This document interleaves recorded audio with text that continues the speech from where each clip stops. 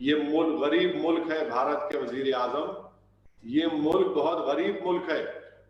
आपने थाली बजाओ, दिया जलाओ, ये सब तमाशे कर दिए आपने। क्या निकला हासिल बताइए आप? क्या किया आपने गरीब माइग्रेंट लेबरर्स के लिए? इकोनॉमिक पैकेज का ऐलान कर दिया। कौन से इकोनॉमिक पैकेज का? बड़ा बड़े बुलंद बांग दावे, 20 लाख करोड़ का इकोनॉमिक पैकेज, 20 लाख दिए, 20 लाख दिए। अरे मेरे भाई, माहिरीन ने कह दिया है, ब्लूमबर्ग क्विंट ने कहा है कि वजीर आजम मोदी ने कहा है कि मेरा 20 लाख करोड़ का पैकेज है, वो जीडीपी का 10% है। नहीं, वो 10% नहीं है प्राइम मिनिस्टर, वो 0.75% है। और कितना है? 1.5 लाख करोड़ भी नहीं है।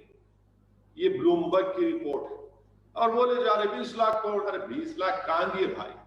आप बोले जाके कर्जे लो। ठेला बंडी का कारोबार करने वाला, ऑटो पे टैक्सी चलाने वाला, सेल्फ एम्प्लॉयमेंट एमएसएमई बोले जाके लो। आप क्यों नहीं देते? आप दोनों अकाउंट में डालो पैसे आप। मगर नहीं, बड़ा इसका जिक्र हुआ, ऐसा किया ऐसा किया। हम वजीर आजम को बताना चाह रहे हैं कि आपने चने दिए, चनों की फोटो आई, जो चने दिए गए उत्तर प्रदेश में 18 जगह है, उन चनों में फंगस है, गंदे चने। वजीर आजम, क्या ये चना आप खा सकते? क्या आपके मिनिस्टर्स खा सकते थे चना जो उत्तर प्रदेश में दिया गया? और 20 लाख करोड़, 20 लाख, अरे कहां के 20 लाख करोड़? सब आवाम को फिर से आप उनको एक बेवकूफ बनाने की कोशिश की जा रही है। ये 20 लाख करोड़ नहीं है, 110% ऑफ जीडीपी नहीं है, ये 0.7% है, और सिर्फ 1.5 लाख करोड़ भी नहीं है ये। अब आप दूसरा देखिए कि ये लॉकडाउन की वजह से आज मैं एक विजुअल देखा हूं, उस विजुअल में यह कहा गया कि दिल्ली और जयपुर के रोड के ऊपर, दिल्ली और जयपुर के रोड के ऊपर एक शख्स रोड पर बैठकर एक मरे हुए कुत्ते को खा रहा है। वजीर आजम, वो वीडियो देखिए आप, आपको जज्बाती हो जाते हैं ना। रोड पर बैठकर मरे हुए कुत्ते को खा रहा है एक शख्स। बोल दो आप ये भी झूठ है? मैं देखा हूं, वीडियो है वो। और फिर एक ज्योति कुमारी, एक 14 साल की बच्ची है, 1200 किलोमीटर अपने जख्मी वालिद को साइकिल पर बिठाकर बिहार के बेगूसराय लिया था दिल्ली से। तो ये आप देखिए कितनी, ये क्या हो गया इन हुक्मरानों को कि कह रहे हैं कि नहीं, वो बच्ची साइकिल पर बिठाकर ले गई तो साइकिल फेडरेशन वाले बोल रहे थे आ जाओ तुमको हम ट्रेनिंग देंगे। अरे भाई, वो मजबूरी की हालत में तुम तौहीन कर रहे हो, मजाक उड़ा रहे हो उस बच्ची की गुर्बत का, उसकी मुश्किल का, तकलीफ का। अगर उसके पास तुम ट्रेन का इंतजाम कर देते बगैर पैसे लिए, तो बच्ची 1200 किलोमीटर साइकिल पर अपने वालिद को बिठाकर नहीं लेकर जाती। अरे शर्म करो तुम लोग, हुक्मरानी तो कर रहे हो, एक गरीब बच्ची अपने वालिद को बिठाकर साइकिल पर लेकर जाती, तुम मजाक उड़ा रहे हो उसका मजाक उड़ा रहे हो। तेलंगाना की हुकूमत 20 लाख करोड़ का पैकेज, क्या मट्ठी पैकेज है? 1 लाख लोगों को तेलंगाना की हुकूमत ने ट्रेन से भिजाया, बंगाल को, बिहार को, झारखंड को। 6 करोड़ रुपए तेलंगाना की गवर्नमेंट ने दी। प्राइम मिनिस्टर मोदी, आपने कितने पैसे दिए बताइए? तेलंगाना से 6 करोड़ आप लेते हैं। और फिर वरंगल में आज मालूम अखबार की रिपोर्ट है कि 4 लोग बंगाल के वो खुदकुशी कर लिए क्योंकि वो गनी बैग सीते थे, कारोबार नहीं मिला, वो तमाम के तमाम किसी एक गोली में कूदकर अपनी खुदकुशी कर लिए। मेरे अजीज दोस्तों और बुजुर्गों, ये प्राइम मिनिस्टर केयर फंड है, 1.27 बिलियन रुपीज उसमें, मगर उस पर कोई ट्रांसपेरेंसी नहीं है। वजीर आजम बादशाह की तरह जैसा दिल में आया उसको बांट देंगे। क्यों ट्रांसपेरेंसी नहीं लेके आते उसमें आप? मेरे अजीज दोस्तों और बुजुर्गों, फिर सबसे अहम बात कि लेबर्स में मिनिमम वेजेस को खत्म कर रहे हैं। हमारे मुल्क में 19 करोड़ 50 लाख वेज अर्नर्स हैं, जो 49% है हमारी वर्कफोर्स का, जो छोटे इंडस्ट्रियों में काम करते। क्या किया इन्होंने, इस सरकार ने क्या किया कि कोई फाइनेंशियल सपोर्ट इन लोगों को नहीं, बल्कि उसकी जगह पर और मसाइब और मुश्किलात लाती है। यूपी की गवर्नमेंट ने 30 कानून को सस्पेंड कर दिया जो वर्कर्स को तहफ्फुज़ फराहम करते थे। पेमेंट ऑफ वेजेस एक्ट 1936 चलेगा, 30 कानून को खत्म कर दिए। माने वो कानून क्या थे कि अगर कोई वर्कर काम कर रहा है तो उसको वेंटिलेशन की जरूरत है, वो खत्म हो गया। टॉयलेट की जरूरत है, वो खत्म कर दिए। उसको ब्रेक मिलना, वो खत्म कर दिए। यानी उसको खाना मिलना हफ्ते में, वो खत्म कर दिए। सेफ्टी नॉर्म्स को खत्म कर दिया गया है। अरे फिर ये इंसान है क्या है? ये लोग एक वर्कर है, क्या करेगा? मजदूर है, उसको आप ये सहूलतें नहीं देंगे। आपने पेमेंट ऑफ वेजेस एक्ट को ये बोल के निकाल दिया, नहीं ये तो बिजनेस नहीं लाता। अरे फिर यहां जो फिर वियतनाम में जो कारोबार जा रहा है, बिजनेस जा रहा है, किसके जा रहा है? क्या वहां पर नहीं है कानून? वहां पर भी कानून है। आप बताइए कि इस तरह से मजदूरों पे जुल्म किया जा रहा है। और ये क्या था? ये जो कानूनों खत्म कर दिया गया, ये क्या था कि मजदूरों को बगैर उनकी सुनवाई करे उनको नहीं निकाल सकते, उनको तनख्वाह देना। मगर ये नहीं समझ, ये मौका अच्छा था लॉकडाउन का, निकाल दो। ये सब गलत हो रहा है। इससे इन्वेस्टमेंट चीप लेबर का नहीं है। अगर ये सब होता तो फिर लोग ये कंपनीज वियतनाम, फिलीपीन क्यों जा रहे? वहां पर भी तमाम चीजें हैं। और एक और अहम बात जो मैं आपके सामने करना चाह रहा था कि वायरस का नाम लेकर तबलीगी जमात को, मुसलमानों को, इस्लाम को बड़ा बदनाम किया गया। मैं जिम्मेदारी के साथ पूछना चाह रहा हूं, एक हिंदी टीवी चैनल के उनके एडिटर हैं जो बैठकर लैंड जिहाद, कोरोना जिहाद, आपने बड़ी बड़ी बकवास की है। आपके ऑफिस में हमारे एडिटर साहब, आपने ट्वीट करके कहा था कि मेरे दफ्तर में किसी को बुखार आया तो फिक्र की बात नहीं है, आकर काम करो, कोई डरने की बात नहीं है। मैं उनसे पूछना चाह रहा हूं कि आपने कहा कि बुखार खांसी है तो कल से आके काम करना, नहीं तो फिर काम नहीं करना।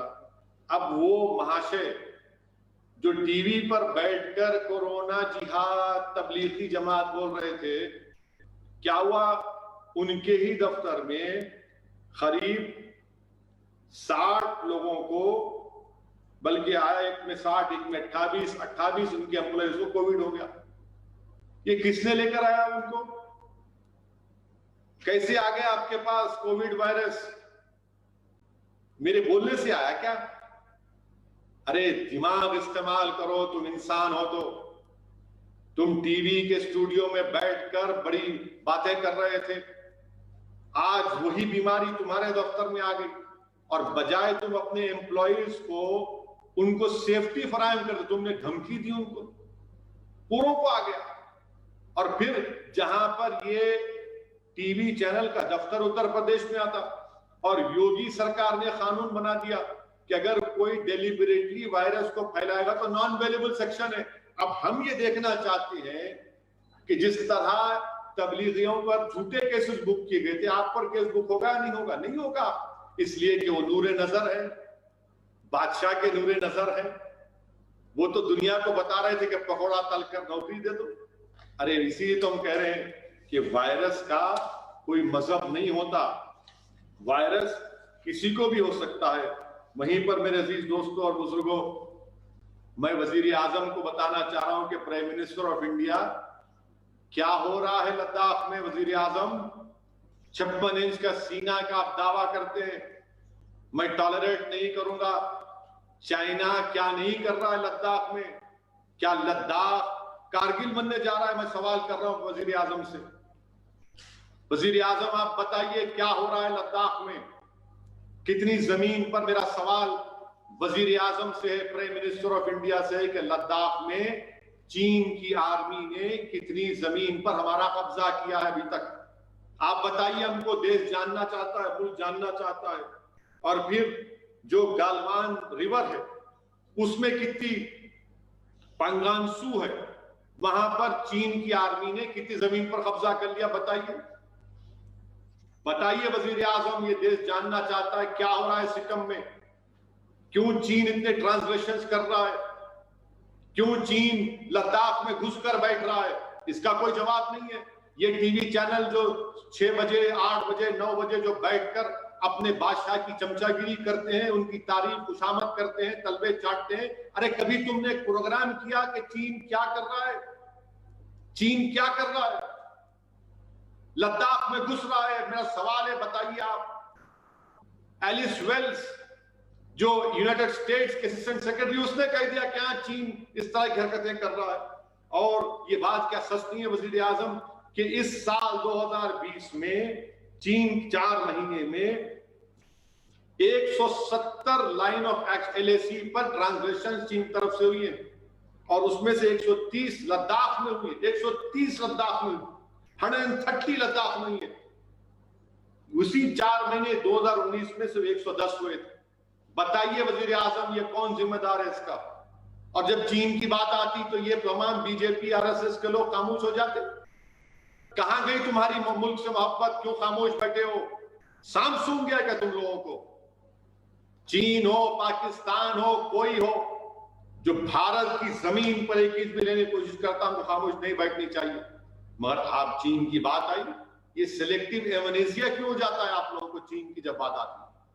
रूलिंग पार्टी, मैं वजीर आजम से पूछना चाह रहा हूं, चीन कितनी जमीन पर लद्दाख में अब तक कब्जा किया है? ये बताना चाहिए, देश जानना चाहता है। नेपाल जो छोटा मुल्क है, प्राइम मिनिस्टर, नेपाल का प्राइम मिनिस्टर कह रहा है कि इंडिया में जो कोविड हुआ है, जो वायरस हुआ है, वो इटली और चीन से भी ज्यादा खतरनाक है। नेपाल जो हमारा दोस्त, बरसों का दोस्त, वो कह रहा है कि वो अपना मैप जारी कर दिया जिसमें हमारे मुल्क के हिस्सों को दिखा रहा है। कौन सी फॉरेन पॉलिसी है वजीर आजम आपकी? क्या पॉलिसी है आपकी कि चीन, नेपाल इसी तरह की हरकत कर रहा है? कोई इनके पास जवाब नहीं है। क्या कर रही हुकूमत किसी को नहीं मालूम। मगर हाँ, एक बात है कि कल बोलेंगे कि दिया जलाओ, लाइट बंद कर दो, थाली बजाओ। अरे हुकूमत के ऐवानों में बैठने वालों, गरीबों की इस तकलीफ को भी समझो।